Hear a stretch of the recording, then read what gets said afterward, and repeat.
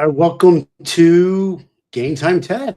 We're here today on Friday, September 26th. I think the Ryder Cup started. We're going to talk a little bit about sports. I'm Robert Kramer, Melody Brew. How you doing, Mel? What's going on? Good. Ready for the weekend? And yeah, tons of sports. Like amazingly a lot of sports. So here we are. We're on episode 21. We've been at this for a little bit, and we're going to talk about. We got the Ryder Cups going on. People, NFL football. There's a lot of new things going on with the PGA that associates with the Ryder Cup, and we're going to dive into all that stuff. I'm really kind of excited about it today. Let's do just a little bit of a disclaimer, and then we'll kind of go through it all, but this show's for information and entertainment purposes only. While we'll discuss publicly traded companies on this show, its content should not be taken for investment advice. And are you a golf fan? I know you are because you went to T-Mobile's I did. major event this year. Yeah, I went to the PGA Championship. Yeah, actually, fun fact, I played on the golf team in high school at my boarding school. Fantastic. So handicaps, what do we got? What do you think? What do you I'm not a good golfer. That was a really long time ago, but if you bring up age again, I might reach across the computer. I'm not going to talk about it. So let's get up with the Ryder Cup. It's one of those special events. It's America versus Europe. It's pretty cool.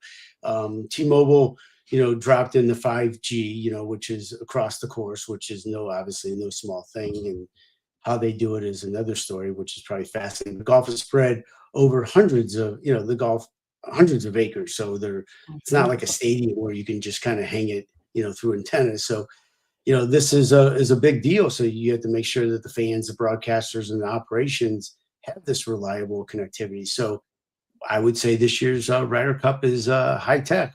What's your thoughts on that? Yeah, it's really amazing how golf has turned into such a high-tech display, isn't it? I mean, you've spent a ton of time on the golf course. I know your son played D1 golf, and it's to attract kind of that new generation of viewers. There's so much technology that's going into this, and new golf fans aren't just watching just that shot in front of them. They're streaming Right. highlights, they're checking scores.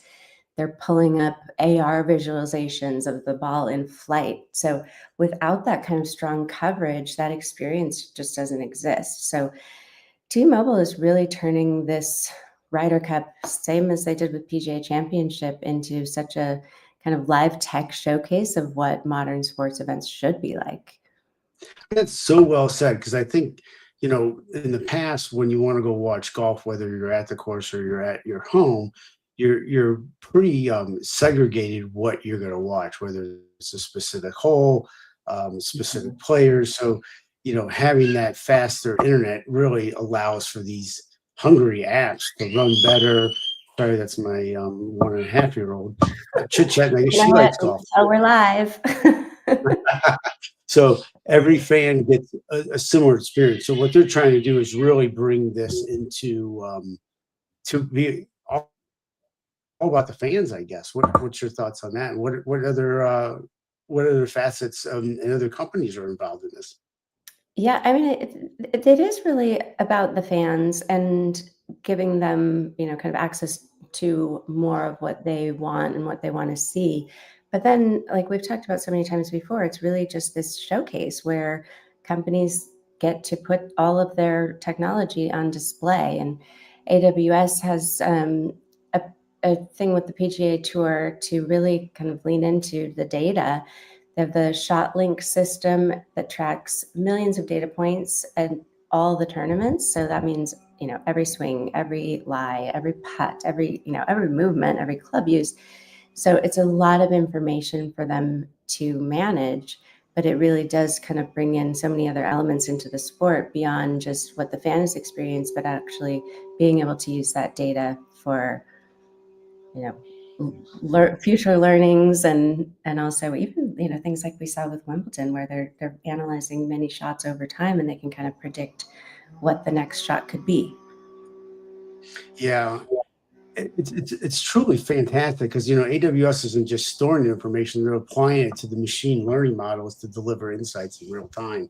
So, like, if Mhm. somebody, what are the odds for them to sink a 20-foot putt on a slope conditions? I mean, my odds are probably very slim, but that's only that's not only great for the fans, but for the broadcasters, the coaches, the players. They get all this information, the history.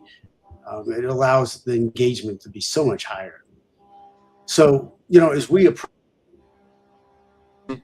SAP, I was at their Sapphire event earlier this year. They announced their engagement with the PGA Tour, specifically with the Ryder Cup.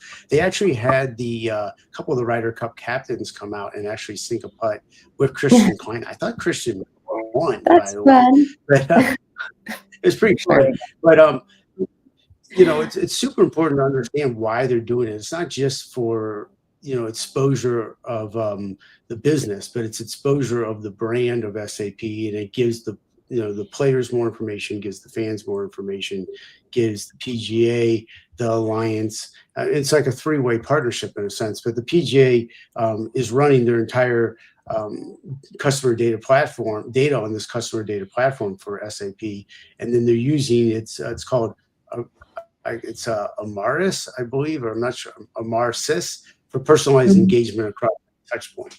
But they're also, you add in DataSphere to connect all the information and the analytics cloud, really to turn all this insight into predictions, and that's what they're stitching together for a more complete fan experience. And I think that's you know really what we want to get to, and where we're really going to with the PGA.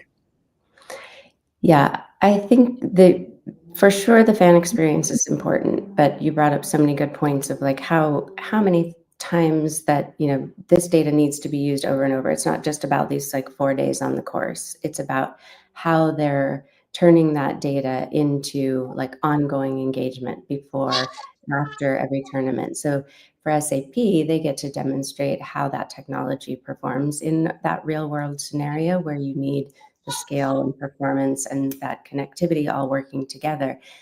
I think for companies like SAP, and we'll talk about Cisco and what they're doing with America's Cup and Luna Rossa also. But for companies like this, when they show up on a grand scale like this in front of this huge diverse audience, they're not just reaching fans, they're reaching IT decision makers, and they're even reaching Yeah, potential future talent. Like that was actually a conversation I had with some leaders at Cisco. But broad picture, these are large scale technology validation programs and very much could be talent pipelines too. Unfortunately, not the athletes. Well, maybe the athletes actually. They might need a job at some point too. But um, yeah, so I did. Speaking of Cisco, and we'll talk about their partnership for the America's Cup, but I spent some time at Cisco here in Austin. They just opened up an Austin office and had a little grand opening event, which was really fun, really cool to see. But in part of those conversations there during the opening, we talked a lot about sports partnerships and how important sports technology is right now, and what it like I said, well, we do a podcast on that, so perfect. But yeah, so Cisco is the official secure AI infrastructure for Team Luna Rossa in the 38th America's Cup, which is taking place in Naples in 2027. Did you know that the America's Cup isn't on like a regular schedule? It's not like every 3 years, every 4 years. They just decide when the no. next race is. I found that kind of surprising. I was like, well, is it for this year? Is it for next year? And turns out they just do it when they feel like it. So that feels like a very sailing thing to me. Like people just decide, like, You're kind of San Diego-ish too. yeah, like wherever the wind blows. But there's so much technology involved in this. So they're deploying an AI-powered secure infrastructure platform that protects the sailing team's race data, design insights, tactical decisions, all in real time. So every sensor reading from the boat, so that's speed, wind, sail pressure, it gets transmitted securely back to shore while the race is happening. So it's it's actually very interesting that I saw these same sensors in the office that are giving information about the occupancy, HVAC information, everything that you need to run an office smoothly it's actually quite similar to what happens on the boat. So very interesting use case, not easy to deploy on a boat that's traveling, I don't know how fast they go, really fast. Yeah. But yeah, super interesting use case, I think.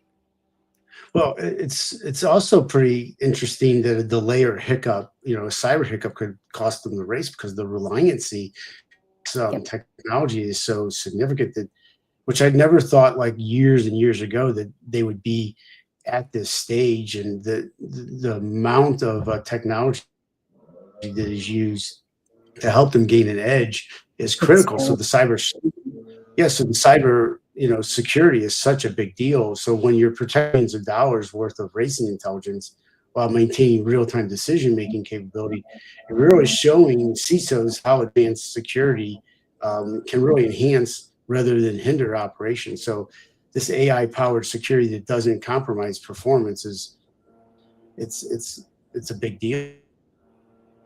yeah, the performance part of it, I think, is really one of the interesting things because a lot of times we talk about the fans or the operations, but sometimes the biggest impact is on either the athlete or the team itself and their ability to just get out any other little bit of performance advantage. So exciting What to did see they that. say? Yeah, what did they say is the big difference? Like what is like what's on a boat that is different than the next boat? I mean, do they all have the same technology? Because I'm not totally familiar with this, They do, with these yeah. races. It I mean, I think all of the boats, it's kinda like F1, it's just getting more and more advanced, and so you see the things like the sensors that will detect every reading, how fast they're going, the wind, the pressure on the sail, so that gives them the tactical decision making to, when is the best point to make a turn to not lose speed? Yeah. Those are all of the things where, it's very similar actually, I think, to what we see in F1 when you think about those types of things, because it used to be, drivers would have to navigate around the track and figure it out. Now they know within, milliseconds that there's a pebble in the road uh, 200 yards ahead and they can steer them off of it. Kind of the same thing that happens in the water.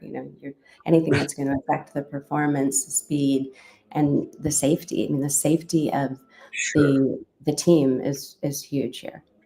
Yeah, that's a big deal. So we got one more to talk about. It's ESPN with IBM watsonx for fantasy football. I know there's a lot of fantasy football people out there. I have my teams as well, and I'm pretty reliant on watsonx to kind of like what's the lineup. So fantasy's been about stats and for a long time, but now it's layering AI to give the fans more of a contextual insights, not just about player XYZ had 100 yards last week, but how is he going to do against a team that doesn't have a good D? And I think that AI can help those teams with who to choose to play based upon conditions or factors that are like what we just talked about, defenses or home field advantage and things of that nature. I've always thought that fantasy football is so funny. I mean, I think it's great and it brings people together and, the fantasy drafts but the extent to which people take this seriously, Oh, it's it's like unbelievable. my quarterback is hurt. Like, wait, what? I mean, it's insane. I love it. It's one of those things that like it cracks me up in my neighborhood to see like what the loser of the week has to put on their lawn or what they have to do in front of people. It's just become such a fun, engaging thing that people do. And so I think this is great for IBM and ESPN to just sort of dig even deeper into that like fandom and Oh, craziness. It's it's unbelievable. Go ahead. Sorry. no, just one thing adding to that, I think it also does bring in some elements to fantasy football to make it a little bit, I think there's probably going to still be sort of the diehards that, they rely on their stats and whatever, and they may use this to pull from that. And then there's still going to be the people who like, well, I like that personality of that player, or I like that jersey or whatever. This kind of allows for everybody to have, to the extent that they want it, like it's like they have their own little sports analyst whispering in their ear, and it's millions of people are interacting with this. And Oh so my it's God, it's a really big deal. for IBM getting their AI in the hands of end users, just every single day. And these aren't just fans. They're not, it's people do it as part of like a work culture thing. I mean, it's just everybody is interacting with this at some point, it seems. It's fantastic. I think it shows, like we always talk about, how watsonx plays in sports, but it also plays in manufacturing or healthcare or finance. It's not just a sport for fun; it's an industry, and it's a practical way to showcase how it could be used in other industries. But it's also sticky for ESPN. If the advice keeps you engaged and helps you get smarter with your lineups, you're coming back each week too. So that's the whole Mhm. game. It turns casual fans into more bigger fans. Just a quick story. So I was down by like 2 points a couple of weeks ago, and my receiver got the ball, ran 10 yards, and he tossed it to the receiver that I was playing against, and he ran and he fumbled. So it was like 3 seconds left. So I got 2 points. He lost the point and I won. So it was pretty funny. But thank you, Watson X, for that one. See, I swear people like take this so seriously, and they live and they just live for it. It's great. I love it. I don't personally have a team, so I can't really contribute to that part. My But wife played in the league. yeah, I mean, so many. I have before. I have it like during at previous companies we would do them. But anyway, I think the common thread in all of this is that there's just all of these technologies are test beds for big enterprise tech, and they're getting in the hands of people who are obsessed with it. They get to know it. They get to use it. And honestly, right now, as people are really figuring out AI, and adoption is kind of teetering in some organizations, getting any AI into people's hands and having them experiment with it and everything. That's what I hear from so many different leaders, is like, just start Yeah. experimenting, start using it. And that's really going to help. And so if that means, you're using a fantasy football app, or you're following a Ryder Cup team, or whatever it is, like, just, it means you're using it and you're interacting with the technology. And so that's great. You got to start your journey at some point. So the longer you wait, the further you're going to be behind the competition. I think it's super important. And Yeah. looking forward to seeing it across all these different landscapes with the Ryder Cup and AWS and the PGA and IBM and ESPN and Cisco. I'm going to learn more about the America's Cup as we get further down the road, but it's also about personalization and connecting data. Yep. Well, that was a lot good stuff to talk about on a Friday. Ready for some, actually, we're doing a little college football tomorrow with some friends. So that's another big one I think we should maybe talk about coming Love, up, is just the focus on college football, and how much technology is going into that let's arena, do those it. arenas. No pun intended, actually. All right. Well, thanks for this conversation. Thanks to our friends and followers for watching. If there is something you want us to talk about on any upcoming episodes, drop us a line. If you like what you saw, hit like and subscribe, because we'd love to see you again next time. And we'll see you soon. Thanks.